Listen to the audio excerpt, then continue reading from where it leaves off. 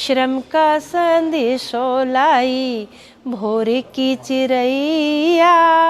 मेहनत के पूजक हम तो गाँव के रहैया भैया, गाँव के रहैया।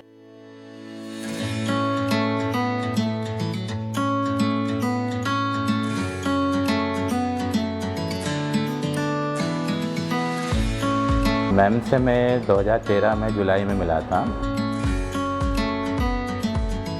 मैम की जो पर्सनैलिटी है वो एकदम पॉजिटिव एनर्जी वाली है कि अगर कुछ मतलब जहाँ भी मैम रहती है उसके आसपास एक पॉजिटिव ऑरा रहता है कि कोई भी काम जैसे अगर नहीं हो रहा है तो उसके लिए भी एक सॉल्यूशन मिल जाता है।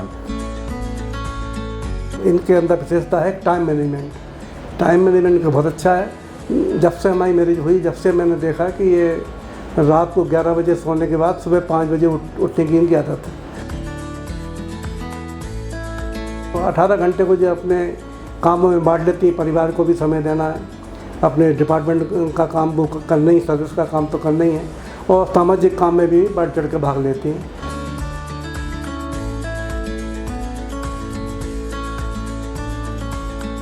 दादाजी के साथ चीज़ें बड़ी कंफर्टेबल थी। ये मम्मी के रहते हुए उनकी प्रेजेंस में चीज़ें थोड़ी सी तो घबराहट वाली होती थी।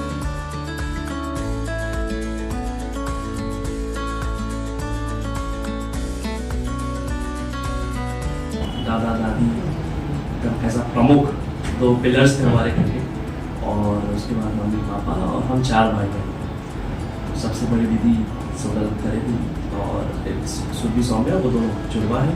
फिर लास्ट में 1995 में मेरा जन्म हुआ।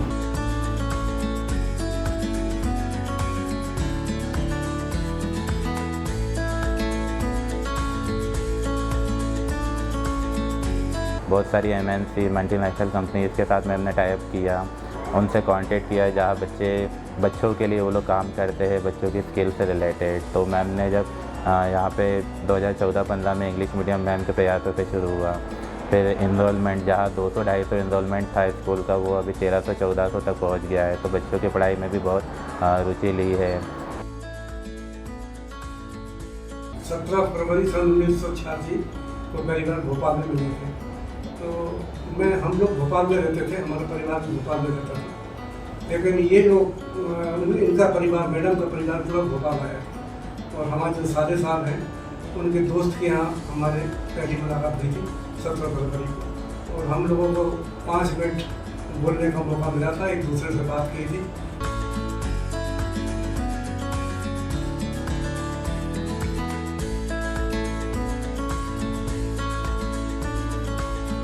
इसके बाद मेरी पोस्टिंग इंदौर थी और इनकी पोस्टिंग सागर में थी। हम अपने अपने जगह चले गए बाद में। इसके बाद शादी की चर्चाएँ होती रही और 6 जून सन 1986 को हमारी मैरिज हुई।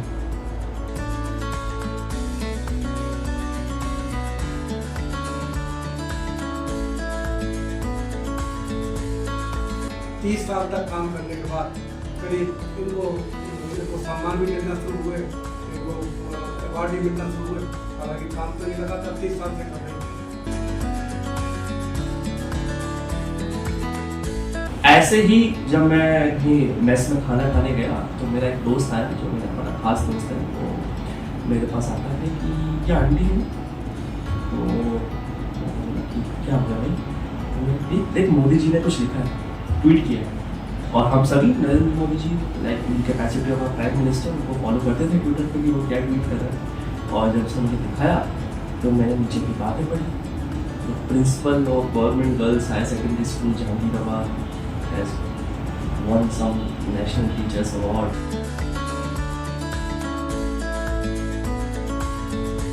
जब नेशनल टीचर्स अवार्ड की बात हुई थी और घर पे एक माहौल बना था कि पूरे स्टेट से किसी एक को टीचर्स अवार्ड मिलता है, और 2018 में फाइनली एक नई नीति के अंतर्गत मोदी जी की गवर्नमेंट में ये अवार्ड मिलेगा, जिसको नेशनल टीचर्स अवार्ड कहा जाएगा। अच्छा शिक्षक जीवन को दिशा देता है, इसीलिए वो सम्मान का पात्र है। डॉक्टर उषा खरे, मध्य प्रदेश।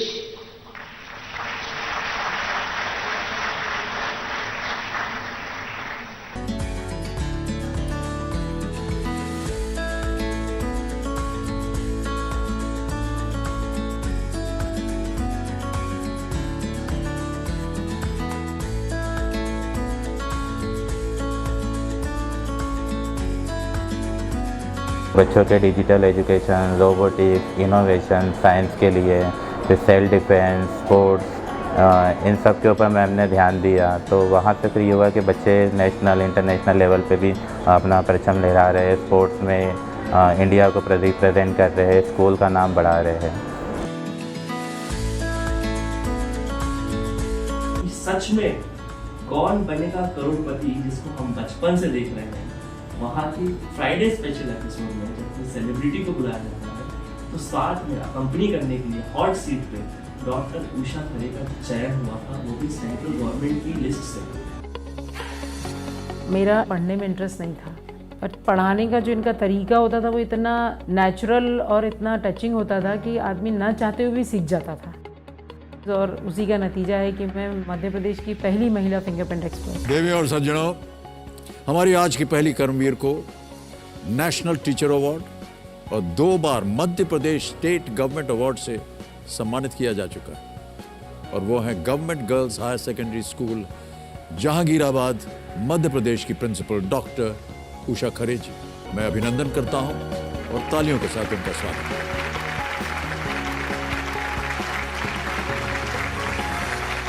मेरी टीचर स्पेशल एपिसोड है, इसमें किसी टीचर को बुलाना है, वमन ईरानी साथ में कंपनी करेंगे हॉट सीट के लिए।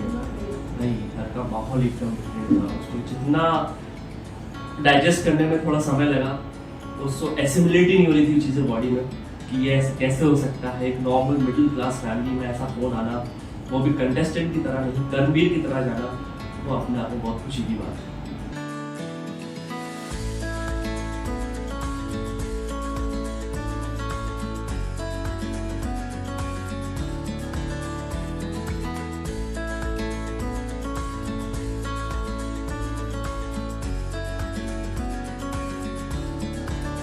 नहीं, हमारा ऐसा परिवार है कि इस तरह की मेंटेलिटी नहीं रखता, और हमारे परिवार में तो महिलाओं को विशेष सम्मान से देखा जाता है, जैसे शुरू से ही हमारे यहाँ परिपाटी चली आ रही।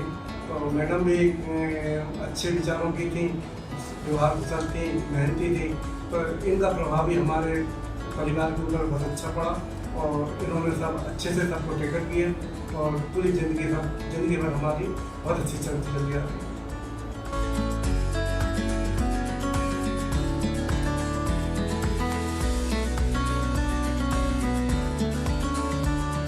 हम चारों ही एक दहशत में रहते थे कि भाई हमारे घर में एक लेक्चरर है जो अपने मूल को लेके, अपने प्रिंसिपल्स को लेके, अपने एथिक्स को लेके, मोरल्स को लेके बहुत ज़्यादा स्ट्रिक्ट हैं, और उनका रूटीन है, उस रूटीन को फॉलो करना हमारे लिए बहुत बड़ा हेडेक हुआ करता था। हम चारों ही एक तरीके से घड़ी देखते थे कि भाई जल्दी से 9-10 बजे और मम्मी अपने ऑफिस निकले और हम लोग अपने फ्री हो जाए माइंड से।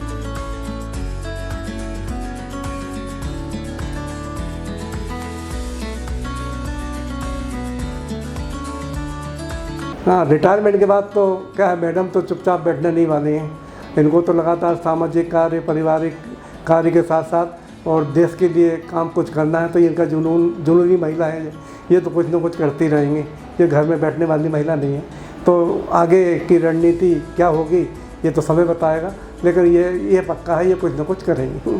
जो डेट आ रही है वो उनकी सर्विस से रिटायरमेंट की आ रही है, बट हम ये चाह रहे हैं कि मैम नहीं जाए यहाँ से, क्योंकि जितने ज़्यादा बच्चों के साथ में रहेंगे और मैक्सिमम बच्चों को, टीचर्स को मैम के एक्सपीरियंस की, मैम के नॉलेज की और मैम की ज़रूरत है। जब तक मैम रहेगी तो कहीं ना कहीं एजुकेशन डिपार्टमेंट में भी बहुत सारे टीचर्स, बच्चे, सभी लोग बहुत ज़्यादा सीखेंगे उससे।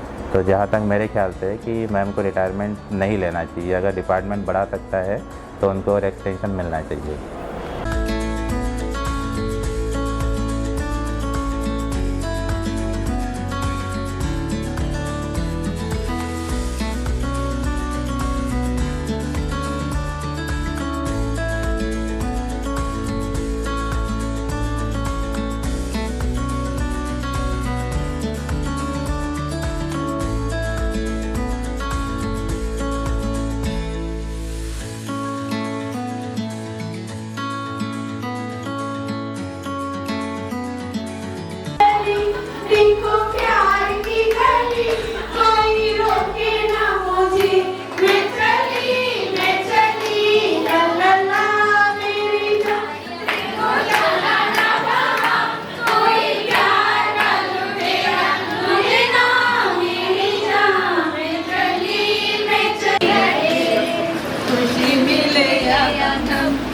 बदलेंगे ना हम, दुनिया चाहे बदलती रहे।